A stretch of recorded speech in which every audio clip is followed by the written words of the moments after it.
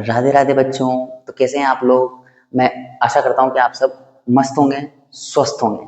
और पिछली वीडियो में हमने दो चर वाले रैखिक समीकरण अध्याय की शुरुआत कर दी थी और उसमें हमने ग्राफीय विधि और प्रतिस्थापन विधि के बारे में पढ़ लिया था। तो आज की वीडियो में हम पढ़ेंगे विलोपन विधि के बारे में। तो विलोपन विधि के बारे में डिटेल में पढ़ने से पहले हम थोड़ा सा याद कर लेते हैं विलोपन विधि। विलोपन विधि तो सबसे पहले हम याद करते हैं कि व्यापक समीकरण क्या होती है। दो चर वाले रैखिक समीकरण की व्यापक समीकरण क्या होती है? ax plus by plus c बराबर 0। यहाँ पर हमारे पास दो चर हैं x और y। तो विलोपन विधि में हम क्या करते हैं? विलोपन विधि वह विधि होती है जिसमें दोनों समीकरणों को जोड़कर या घटाकर किसी एक चर को विलोप कर दिया जाए। विलोप मतलब उसको गायब कर दिया जाए, उसको उड़ा दिया जाए। तो क्या हो जाएगा? वो विलोपन विधि की वजह से दूसरा चर बचेगा जिसका मान हमारे पास आ जाएगा और वो हम दूसरी समीकरण में रखकर दूसरे चर का भी मान निकाल लेंगे। इसको प्रैक्टिकल करके देखते हैं अपन। जैसे कि हमने लास्ट वीडियो में एक सवाल देखा था 2x प्लस 3y प्लस 3 बराबर 0 एंड दूसरी समीकरण देखी थी हमने 3x प्लस 2y प्लस 3 बराबर 0। इसको हमने प्रतिस्थापन विधि से हल किया था। आज हम इसी सवाल को विलोपन विधि से हल करेंगे। दो चीजें समझ में आएगी आपके। पहली चीज कि विलोपन विधि प्रतिस्थापन से आसान है और दूसरी कि कोई सी भी विधि से हल करने पर उत्तर क्या आएगा? समान। तो हम क्या कर सकते हैं? इनके चरों के गुणांकों को क्या करेंगे? समान। या तो हम समीकरण 1 को किससे कर देंगे? 3 से गुणा। तो इससे इसको किससे करेंगे? 2 से। और यदि इसको करेंगे 2 से तो इसको करेंगे 3 से। तो इसको नाम देते हैं समीकरण 1 और समीकरण 2। तो समीकरण 1 को 3 से तथा समीकरण 2 को 2 से गुणा करने पर क्या होगा? जब हम इसको 3 से गुणा करेंगे तो 6x प्लस 3 तिया 9y प्लस 3 तिया 9। ठीक है। उसके बाद में इसको 2 से करेंगे तो 6x प्लस 4y प्लस 6 बराबर 0 बराबर 0। अब यहाँ पर हम क्या करेंगे? विलोपन लगाने के लिए नीचे के चिन्ह बदल जाते हैं। जैसे यहाँ पर काय का चिन्ह है प्लस का, तो क्या हो जाएगा? माइनस। यहाँ पर काय का चिन्ह है प्लस का, तो क्या का हो जाएगा? माइनस। यहाँ पर भी माइनस। अब क्या होगा? 6x में से 6x गए तो खत्म। 9y में से 4y गए तो कितने बचे? 5y। 9 में से 6 गए तो कितने बचे? 3 बराबर 0। अब ये 3 उधर जाएगा तो काय का हो जाएगा? माइनस का 3। y उधर जाएगा तो कितना? 5 उधर जाएगा तो माइनस 3 बटा 5। पिछली वीडियो में भी हमारे पास y का मान कितना आया था? माइनस 3 बटा 5। अब ये y का मान माइनस 3 बटा 5 हम समीकरण 1 में रखें या 2 में रखें, हमारे पास x का उत्तर आ जाएगा। तो इसी के साथ हमारी विलोपन विधि भी क्या हो जाती है? समाप्त। तो मुझे लगता है कि इस चैप्टर में आपको सब कुछ समझ में आ गया होगा, पर ये कैसे पता लगेगा कि समझ में आया नहीं आया?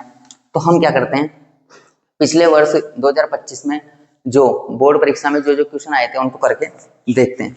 जैसे पिछले वर्ष बोर्ड परीक्षा में पहला प्रश्न आया था कि एक दो अंक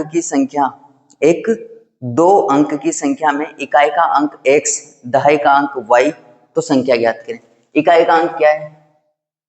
इकाई का अंक बराबर x, दहाई का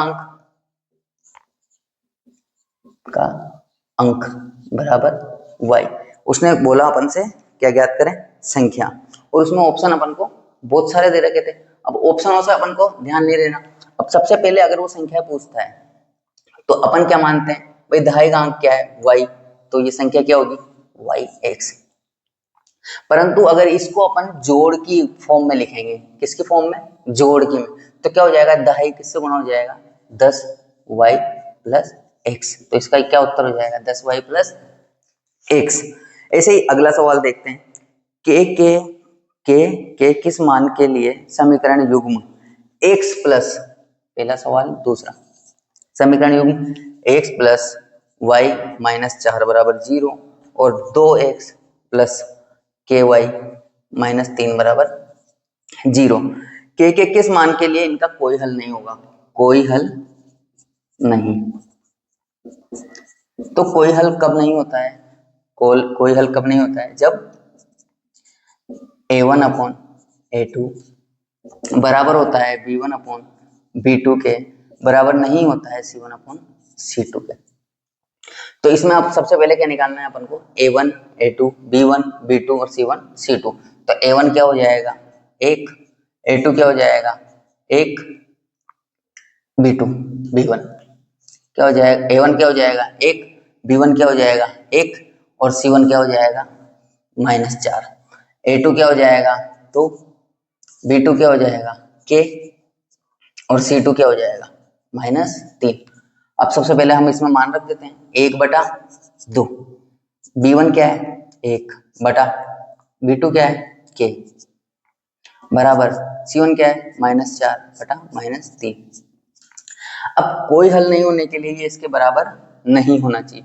तो सबसे पहले बराबर होने के लिए या तो ये 2 आएगा, यहाँ पर कितना आएगा 2 ही आएगा। तो इन दोनों को ले लेते हैं अपन, 1/2 बराबर 1/k। इनका क्या करेंगे केची गुणा, तो k बराबर कितना हो जाएगा 2। ये k का मान हमारे पास आ गया, सिंपल है। अब एक सवाल और देख लेते हैं, लास्ट ईयर 3 सवाल आए थे, 2 1 1 नंबर के और 1 2 नंबर का। लास्ट सवाल देखते हैं। लास्ट सवाल है आपके पास, विलोपन विधि का प्रयोग करके निम्नलिखित युग्म के सभी संभव हल ज्ञात करें। विलोपन विधि का प्रयोग करके हल करना है। तो समीकरण ने क्या दे दी उसने अपन को, 3x प्लस 5y बराबर 7। दूसरी क्या दी 6x प्लस y बराबर -4। अब हमें क्या करना है, विलोपन से इसका हल ज्ञात करना है। तो सबसे पहले क्या करेंगे, हम इनका चर के गुणांक को समान करेंगे। यदि मैं इसको 2 से गुणा करता हूं तो यहाँ पर 6 आएगा नहीं आएगा, आ जाएगा। तो हम क्या करेंगे, समीकरण 1 को 2 से गुणा करेंगे, 2 से गुणा करेंगे, ठीक है। करने पर क्या आएगा 6x प्लस 10y बराबर 14। इस वाले समीकरण को इसके नीचे उतार देते हैं हम, 6x प्लस y बराबर -4। चिन्ह क्या होंगे, बदल जाएंगे, माइनस का क्या हो जाएगा प्लस, कट गया। 10 में से y गया तो कितना बचा 9y। यहाँ पर 14 और 4 कितने हो जाएंगे 18। तो y बराबर क्या आ गया 18/9 बराबर 2। अब हम क्या करेंगे, y बराबर 2 समीकरण 1 पर रखने पर समीकरण 1 से क्या करेंगे 3x प्लस 5 इंटू वाई का मान कितना है 2 बराबर 7। तो कितना आया 3x प्लस 10 बराबर 7। अब 10 का है प्लस का, उधर जाए का हो जाएगा माइनस का। तो 3x बराबर 7 माइनस 10। तो 3x बराबर कितना हो जाएगा माइनस का 3। x बराबर कितना हो जाएगा माइनस का 3/3। क्यों, क्योंकि 3 इधर गुणा में उधर जाए हो जाएगा भाग में। तो x बराबर कितना आ गया -1। तो y बराबर कितना आया 2 और x बराबर कितना आया -1। इस तरह से हम समीकरण का हल निकाल लिया। तो इस तरह से हमारा अध्याय 3 समाप्त हो चुका है। 2025 में जो अध्याय 3 में से प्रश्न आए थे वो भी हमने सोल्व कर लिए। देखा आपने कितने सिंपल प्रश्न आए थे। अगर आप कॉन्सेप्ट समझ जाओगे तो बोर्ड परीक्षा में प्रश्न करना हमारे लिए बहुत आसान है। आज की वीडियो में बस इतना ही। अगली वीडियो में मिलते हैं किसी नए अध्याय के साथ। तब तक के लिए धन्यवाद, राधे राधे। चैनल पर नए हो तो चैनल को सब्सक्राइब करें, लाइक करें और कमेंट करें कि आपको वीडियो का कौन सा पार्ट सबसे अच्छा लगा।